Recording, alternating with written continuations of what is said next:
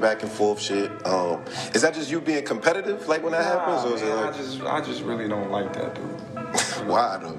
Cause I just don't like him. The brawl between GervontaDavis and Terence Crawford, which occurred while Tank and Lamont Roach were attending a media meeting in New York, has taken the internet by storm. Terence Crawford has now spoken out about what really transpired, and in doing so, he took another shot at... It's not your cup of tea, that's just not your... Yeah, I don't like nothing about him. You know, I don't like nothing about him. I just feel like, you know... Sadly, a fight between them seems out of reach at the moment, as Crawford has his sights set on a super middleweight clash with Canelo Alvarez, while GervontaDavis remains in the lightweight division. Both champions clashed last month after a brief remark about the Ring Magazine Awards. Though Terence Crawford and GervontaDavis are unlikely to meet in the ring due to the size discrepancy, that hasn't stopped them from exchanging a few... If we was to fight right now on the streets, I'll break your fucking neck. And that's on my kids. And you know it, I know it, and the whole... Davis is currently focused on Lamont Roach as he prepares to defend his World Boxing Association lightweight title on March 1st. However, Tank has proven that he is always ready for verbal warfare. With Crawford versus Canelo Alvarez on the horizon, Bud also has other priorities, but he recently revealed that his opinions on Davis were not formed during their back and forth in January. Their exchange last month initially revolved around money, before Davis made it personal. While such trash talk is nothing... If Tank get to pick his opponent, he would do it. But Tank would never come from 35 to... In a recent interview with Cigar Talk, Terence Crawford shared his thoughts on GervontaDavis when the topic of Tank only moving up in weight classes under specific conditions came up. The interviewer referenced their social media conflict and asked whether it stemmed from both men simply being two highly competitive athletes at the top of the sport. Crawford responded that his issue with Tank is more personal, as he genuinely dislikes the 30-year-old knockout artist, who is often controversial. Man, I just really don't like that dude. I just don't like him. I really don't like him. I don't like anything about him.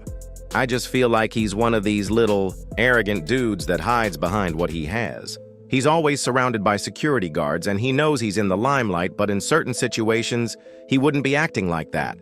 Despite his personal dislike, Crawford did acknowledge Davis's talent, stating, "He's a good fighter. I respect him as a fighter. He's definitely got skills, power..." No fighting in the ring. If me and you was to fight outside... Crawford's compliment about Davis's skills didn't seem to smooth things over, as Tank responded to the interview with a now-deleted post. "Damn the guy they interviewed, that raccoon, and damn the raccoon.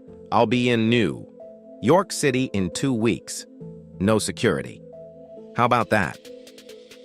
Another topic that is sure to fuel the tension between Terence Crawford and GervontaDavis is the role of Shakur Stevenson in the conversation. The 27-year-old rising star is set to return to the ring this weekend at the Last Crescendo, where much of the talk has centered around the possibility of Stevenson facing Tank in the near future. Given their relationship, it's no surprise that Crawford is backing Stevenson. Using what he got to shield him.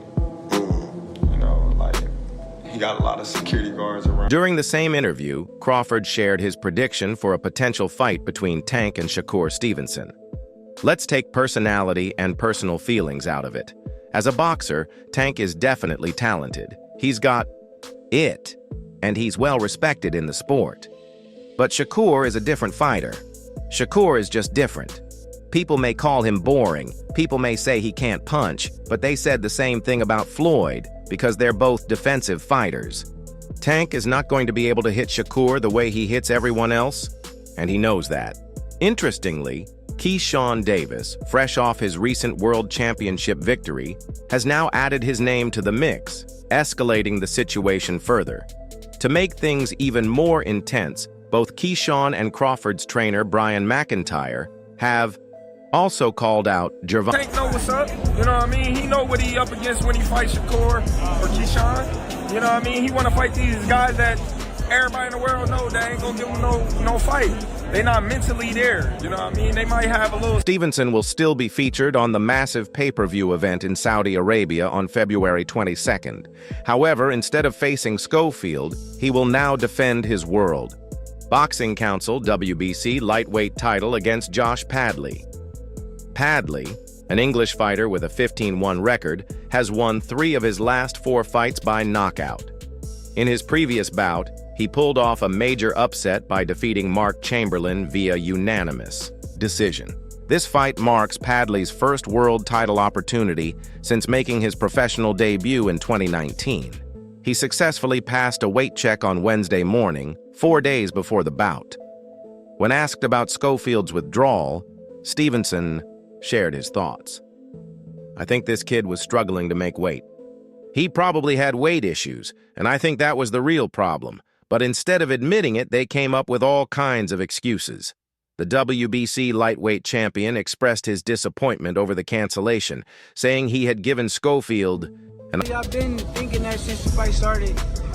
I didn't really think it was going to be a possibility that they was going to accept the fight. So then when they accept the fight, they surprised me there. But then when they didn't show up to the press conference, I kind of had Truthfully, I wanted to give him the opportunity to make some big money too. Tensions between Terence Crawford and GervontaDavis have escalated to the point where Crawford even entertained the idea of an improbable bout against Davis. During a recent appearance on The Breakfast Club, a popular morning radio show on New York's Power 105.1 FM, Crawford addressed the possibility of a fight between them.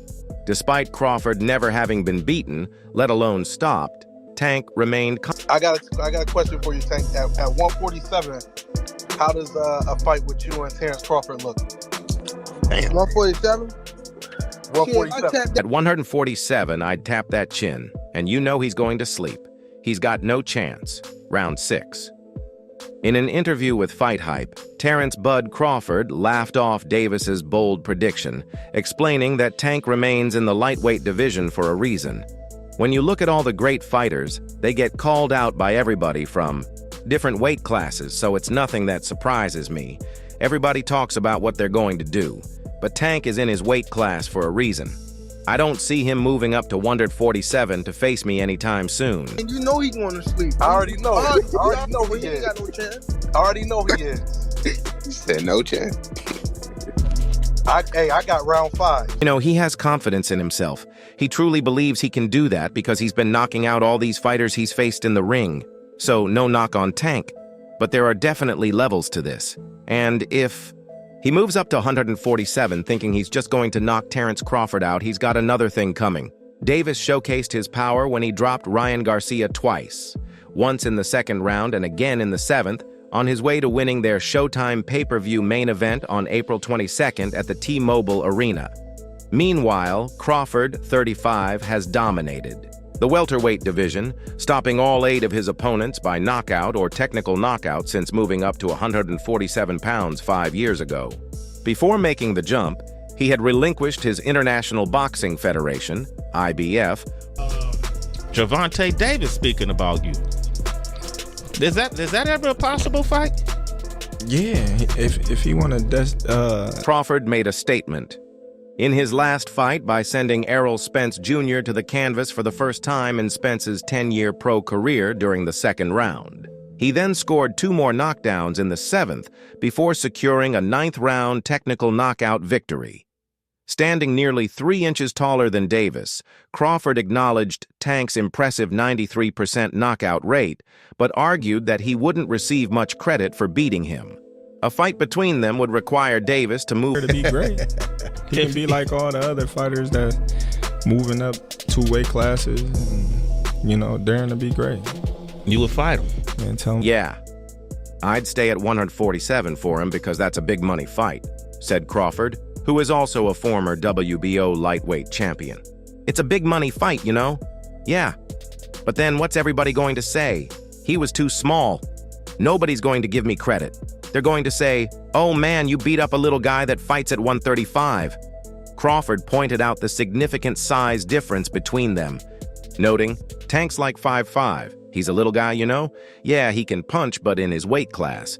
Not saying he can't punch in any weight class because a punch is a punch, We've seen that.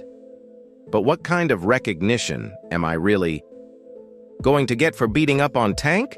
A lot of people don't realize. You got to come to win 54. He said I got a glass chin. So tell him come and touch it. Wow. Man. Javante said